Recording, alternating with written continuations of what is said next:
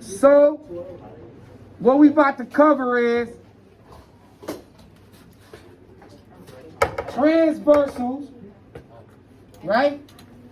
And parallel lines. Yesterday we talked about what the parallel lines were. And we said that the transversal is what splits the parallel line. Here's your set of parallel lines. The transversal splits it. When it splits it into 4 different type of angles that we about to cover. Or that y'all started yesterday. I did. Remember, on top of the parallel lines, these are your exterior. So any angles on the outside of that will fall on the outside there. Those will always be exterior. Anything on the inside will be interior. All right? So when you break it down, where I made the mistake or the error yesterday was incorrect color coordination. So I'm going to redo it for you real quick. Starting with, this is called consecutive interior or exterior angles.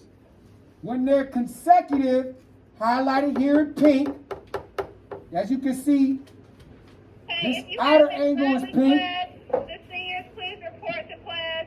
Dr. Brown Shear is And the inside. So both angles are either exterior or both angles are either interior. But they share the same transversal line. So with consecutive interior, exterior, they share the same side, same position. As you can see, it'll be either inside or they'll be connected that way. So they're going to share the same line. They'll usually be connected. If they share the same line, they're consecutive, right? Yep. All right. And what makes this ideal is that the consecutive, pay close attention to this one, because this goes into the worksheet that we got for today. If it's consecutive interior, exterior, the angles have to add up to 180 degrees. Did you get that? They got to add up to 180 degrees. They're called supplementary. We'll get into that pretty soon. Supplementary angles are 2 angles that add up to 180 degrees. That's what the consecutive interior and exterior are.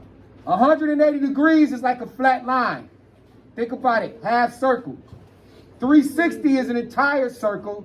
Half of that is 180, which your consecutive interior and exterior angles become. Over here in orange, if you see that they're alternative interior, both angles will be inside, but they're on opposite sides of the transversal. So they'll both be inside, but one of the angles will be on this side of the transversal, the other angle will be on the opposite side, making them alternate interior angles.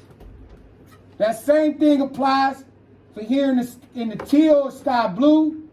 Both angles will be outside or in the exterior, but they will have opposite sides of the transversal. So they'll both be outside, but you'll have one on this side and one on that side. The last one is with their corresponding, highlighted here in burgundy, and they're usually the same side, but have similar positions. Usually one will be exterior and one will be interior, but they are in the same positions if you take a look. This is inside the transversal, but on the exterior of it. This is also inside on the right side of the transversal, but this one is interior. So if they are corresponding, one will usually be outside and the other one will be inside. Question? No question? Now the last part is that, remember like I said, the numbers in the angles in the pink, they have to add up to 180. Everything else, they all equal each other. So the alternative interiors, the exteriors, and the corresponding all equal each other. So if one angle is 80 or one angle is 90, the other one is 90. One is 80, the other is 80. One is 45, the other is 45. Got it? Sir. So now using that Yes, I still man. out of this world. Wait. Huh? Yeah, but I made a mistake. On the corresponding is where I made a mistake. If you look at the notes from yesterday I said I called both of these corresponding. So I had to fix it. I did. I looked at the video and I made a mistake. You said corresponding is on the Yeah, and they don't. Corresponding are equal. Consecutive interior exterior add up to 180. Everything else is equal. But you did it. I did. I promise you I did. Yeah, Me neither. So let's go right into number 19.